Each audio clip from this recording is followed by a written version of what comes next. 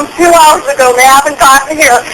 She finally admitted to that he took her a month ago to try to find her. Ma'am? She's downstairs. They want to talk to you.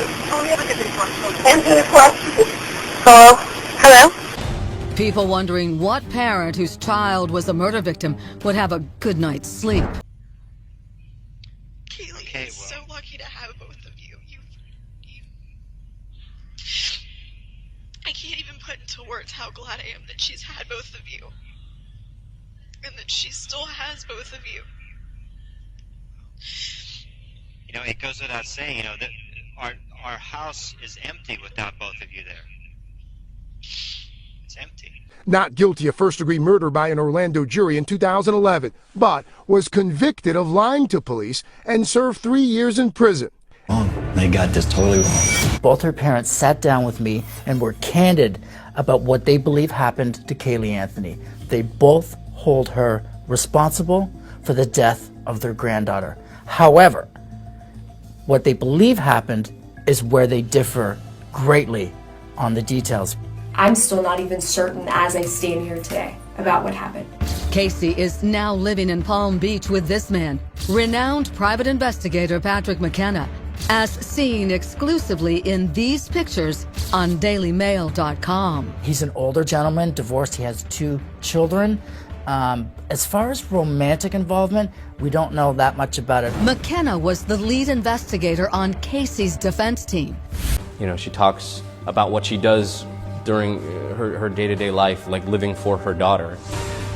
Caylee would be 12 this year.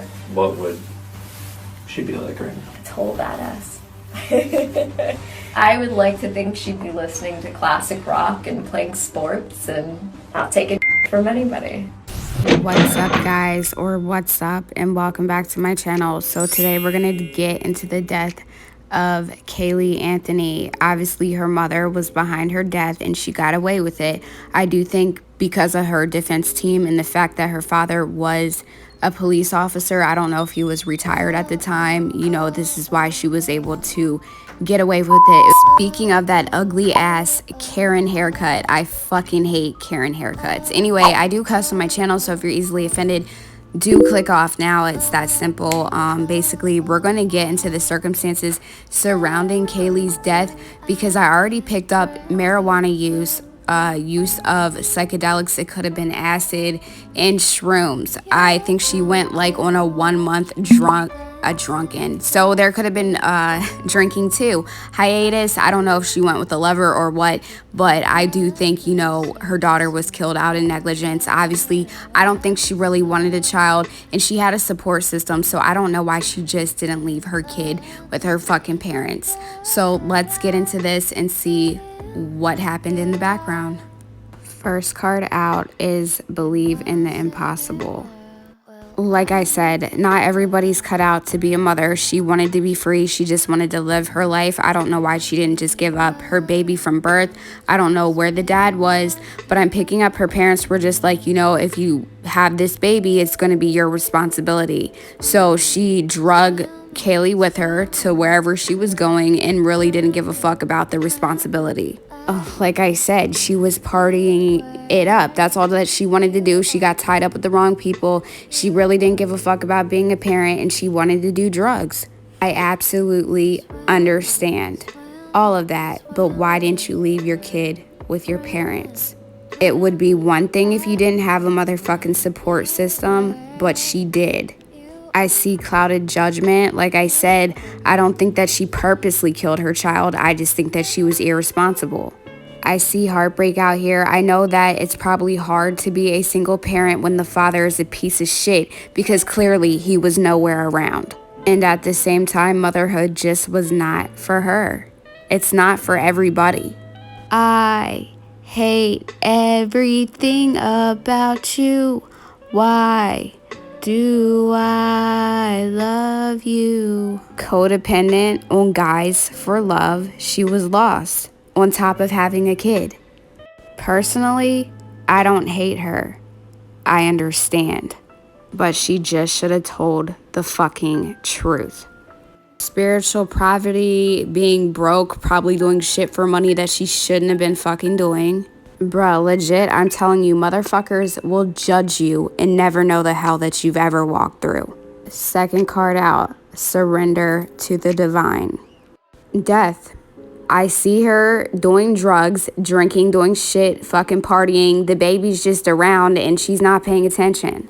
Living unaware, like that shit is fucking irresponsible, but that's what happens when you do drugs and hang out with drug addicts and then drag a baby along. Drug addicts do not care about their fucking kids. And then she tried to delay it and play it off. That's why she was gone for so long. That's why it took a month for the phone call to 911. She was trying to find balance. She was trying to figure out a way how the fuck she was going to tell her parents this and what the hell she was going to tell them. People make mistakes, especially when you're a young single parent that doesn't want your child. It was a burden, but society forces you to believe that you should always be a good mother, even if you're not built to be a parent. But fuck them. Nobody on this earth is fucking perfect. And you know, motherfuckers will make you believe that you have to be perfect, and it's not possible. If you don't know what it's like to deal with a drug addict or be a single fucking parent or fucking have a kid that, you know, all of this shit plays on you mentally, shut the fuck up because you're not in her shoes. I see obsession with money and status. Her kid was in the way. I see religious beliefs. I see praying to God for forgiveness. I don't know if she was raised as a Christian, but you know, this shit was a fucking mistake. She has to live with what she did wrong, not you. Mind your motherfucking business. Painful endings, deep wounds, crisis. When she caught on to this shit, it was too late. I don't really judge people that's been through fucked up shit in life because I've been there. If not, I can damn sure relate to it. I see anxiety, worry, fear. Like, what was she gonna fucking say? Next card, emotions are running high. Something's getting in the way. Something's just about to break.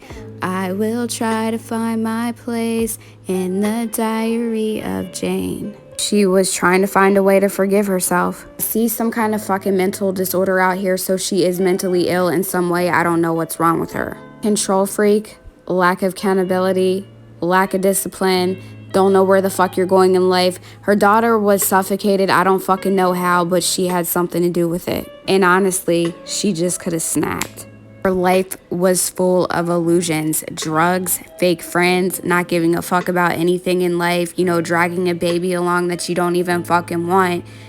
Just a whole ass mess. I don't know why she didn't leave her kids with her kids. Her kid with her parents. Like, that's what I find disturbing out of this whole fucking case. If you had the option to leave your child there, why didn't you do that? I think that's what pisses me off the most, because some people don't have a motherfucking support system or family to help them with their kids, and you fucking did. Misuse of power, manipulation. I keep seeing manipulation out here. So Casey Anthony has a manipulative personality type. She probably has a motherfucking personality disorder. Disappointment, abandonment, withdrawal. Like, her mental illness has shit to do with this. She was trying to escape reality. That's why the fuck she left her parents' house. She wasn't in her right mind to fucking begin with. They say that she wasn't mentally ill, apparently, but being a drug addict is a mental illness. When you do drugs, you open yourself up to demons. And PSA, weed is not a drug. Alcohol and fucking acid are. She did love and care about her daughter in a way, but not as a mother should. Next card out, nothing is yet set in stone. Like I said, authority. Her dad was in law enforcement, so she had a high chance of getting off this fucking case. On top of that, I think she was fucking someone in the prosecution team, probably the person that she's with currently. She wanted to go in hiding. She wanted to get away from this, but how the fuck was she gonna do that? The whole nation knew about this shit. I'm hearing one nation under God. You will be judged. Two of Cups, like I said, fucking someone on the prosecution team. I will get you out of this. Baby, don't worry. Fun fact, he worked in the OJ case too. He's a shiesty motherfucker. Again, lack of direction and delays. It's all about the Benjamins, baby. So she had to have one of the best prosecuting teams out there to get away with this shit. Her conflict, tension, avoiding, the fucking issue at hand here because she's fucking twisted in the head. The tower, but she had to face reality. There was no getting out of this, and the whole world was watching. Everybody wanted her to be convicted, and she wasn't. Not life in prison, not what everybody else wanted. The same motherfuckers that hate her are the same Karens that would never fucking understand. Again, I'm seeing self-forgiveness, trying to forgive herself, moving on. But what I don't find cool is how, she's giggly and happy when she does interviews and shit. If I was her, I would never want to speak to the fucking press. Ever. Which, again, also points out to me a personality disorder. That is very, common in people that are narcissists because they don't know who the fuck they are and they're too busy trying to portray some shit that they fucking are to the world so that they can make an impression. But on the inside, they're lost. Next card, don't let pride get in the way. Of course, because narcissists have huge ass egos, but they're fucking weak-minded.